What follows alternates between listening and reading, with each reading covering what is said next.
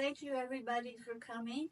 Um, on my right is Geoffrey Robinson, an old dear friend who had a gallery in Damariscotta called River Arts.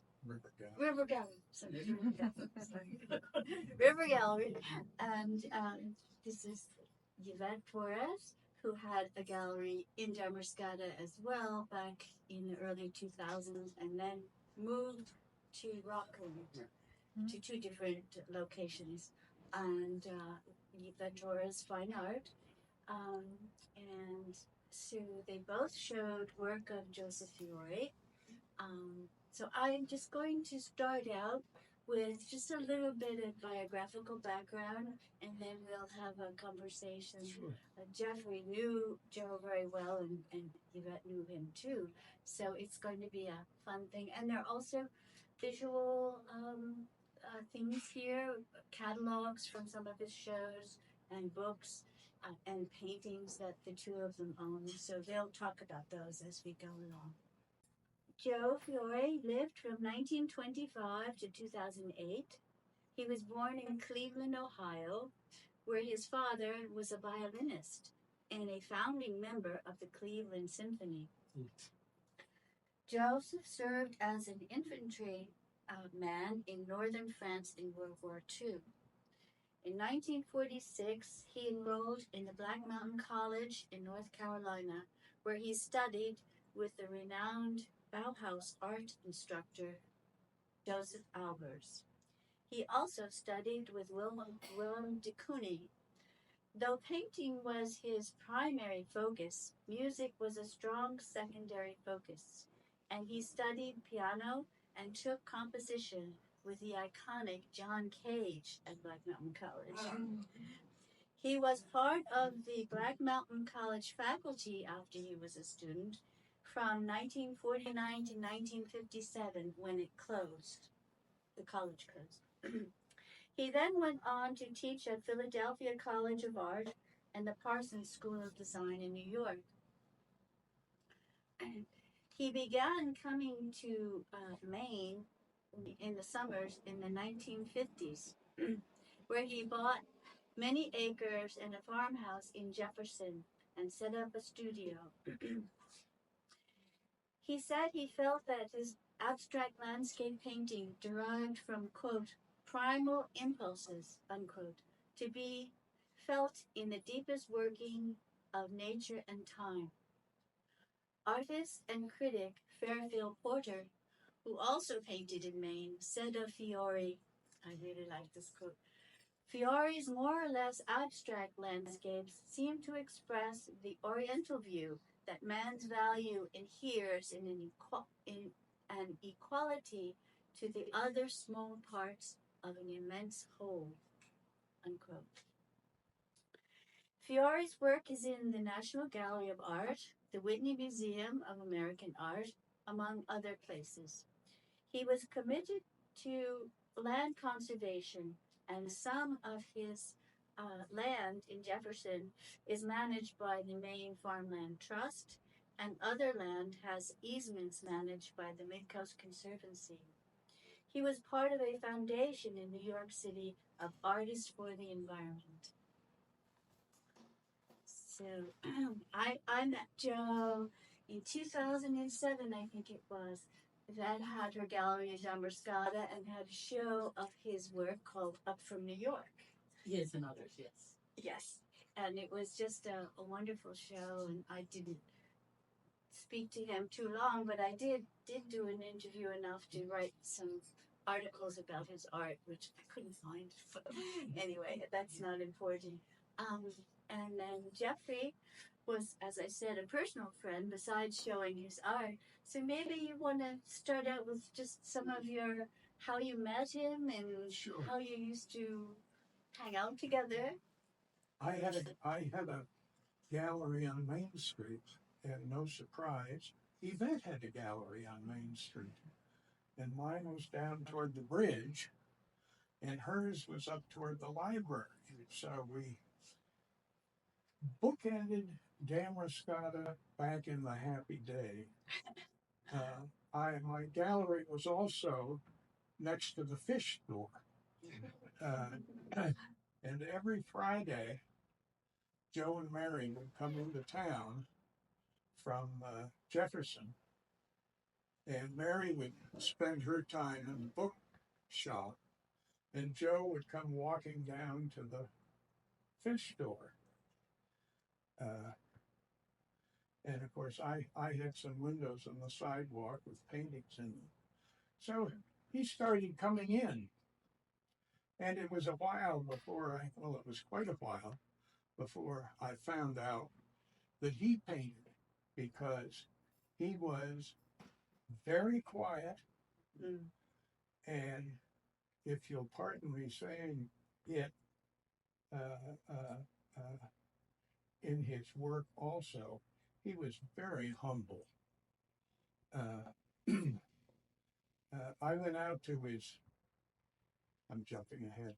I went out to his barn, which was where he painted one time, and he had a table like this, and he had stacks of brushes, and then a box that was jam full of rolled up oil tubes that looked like a mess. And he was working on, it was oiled paper. It was paper with a surface on it so he could paint oils on it. And he was painting these abstract paintings, and he had a whole bunch stuck with thumbtacks to the barn boards. And he had I don't want to forget this, he had the radio on. He had the classic music from PBS. He always had that on.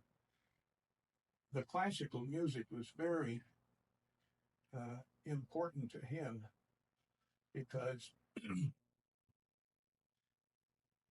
his father started with the Cleveland Symphony when George Sell took it over. And George Sell turned it into a premier symphony orchestra, which it hadn't been before. And Joe's father was right in the first stand playing away. Anyway, I looked at the painting on the easel, and then I walked around saying, "Oh, Joe, these are really interesting." And he was sort of coming along behind me, and I said, "Oh, this is something." And then I came on one and I said, "Oh, Joe, this one's really good. I really like this." And he was standing next to me, and dumbly I said, "Joe, don't you like it?"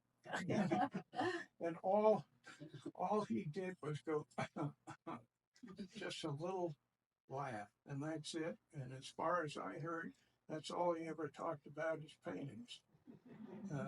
I had them in the gallery, and I had both his watercolors and oils, including some of the recent abstract ones that were large. And I had one in my back room that I really liked, and it was called Winter Solstice. And it had shapes and winter colors and a burning sun down toward the bottom, as if it was winter and the sun was low. So that's how I met him. Oh, how did I meet him? Well, he and Mary used to come up every Friday to get fish, and eventually I opened a gallery there in 2002, I think it was, or 3. So they discovered there was a gallery up the street, and they both and him alone a lot. You should just come in, look everything over and see. what I had to offer. But and so he pretty much did it every Friday. It's just very nice. That's, and eventually, um, it was the following year or something that I did a show for him, which was mostly the first floor, the whole first floor of that, because there were 2 stores, and it was a very popular show. Oh, it was very good. Was it the New York show? No, Up from New York was 2007, but he and it sold well. I mean, but like he says, he never, Yeah. he never. He didn't really talk about it. It was so hard to write about his art because he didn't really want to talk about it. So I just had to write about the art without too much commentary. Well, to me, I mean, we chose from his new studio.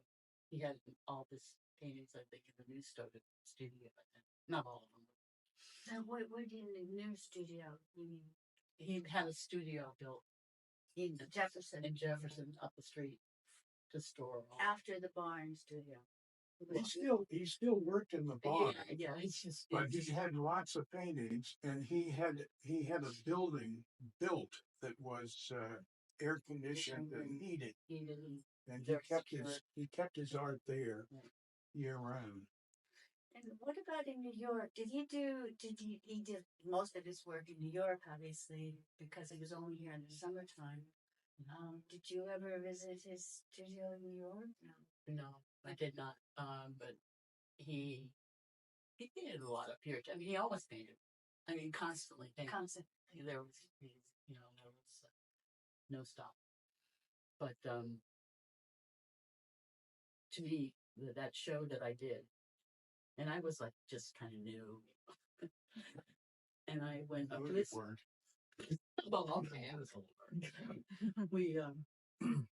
we went to his studio, and both of us chose the paintings, kind of. I think. How about that one? And they were large paintings, mostly. But then we had a room that needed smaller ones. So went through the whole thing, and it was kind of a mix of his work from every period, So we did the show, and it's very popular and wonderful. And then, but to me, what I remember most is that I hung it, and I was kind of nervous about it, but I hung it, and he came in and walked around, and he didn't change a thing, which is like, it was really great. Right. So, and that was, I don't know how far you want me to go. Well, I was going to talk a little bit I about. was going to ask about his periods. The abstract period. And do you want to? He when he was down at Black Mountain College and into the 60s, he was largely painting abstract paintings. They always had shapes and colors. They were intelligible. And then he had a period from roughly the mid-60s to the mid-80s, which were representational, like the Hudson River on the easel there. That's 1968. And then he went back into abstraction, into stones, big stones, and the important part of those stones for him, I think, was he did Ursat's runic marks on the stones. Do you remember that? Yeah. Yeah. They were great. And then he had his period.